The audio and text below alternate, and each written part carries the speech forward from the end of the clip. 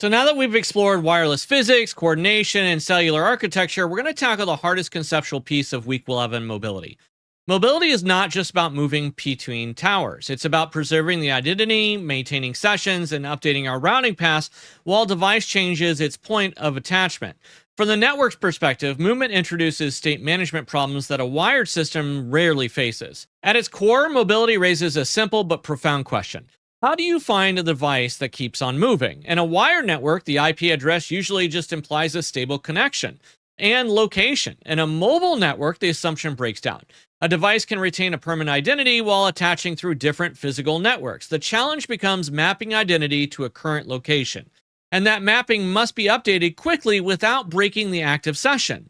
One approach is network based mobility. In this model, routers advertise the mobile device's location through routing updates. In theory, the global routing system could continuously adjust to reflect the device's movement. In practice, however, this does not scale well. Frequent routing updates and individual mobile devices would overwhelm the core infrastructure. That limitation motivates alternative strategies. Indirect routing introduces the concept of a home network. A mobile device maintains a permanent address associated with its home network. When it moves, it registers its temporary location, often called a care of address, with the home entity. Correspondent nodes then send the traffic to the home network first, and the home network then tunnels traffic to the device's current location. This just creates what is known as a triangle routing solution. Triangle routing preserves the session continuity but can introduce inefficiency. If the correspondent and mobile devices are geographically close, then the traffic may still detour through a home network. This increases our latency and consumes additional bandwidth. However, it keeps correspondent nodes unaware of mobility, and transparency is a major advantage of indirect routing.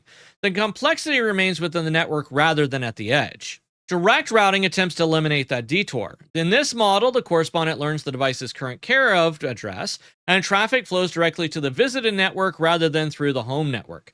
This reduces our latency and patch stretch. However, it requires additional signaling and awareness at the correspondent site.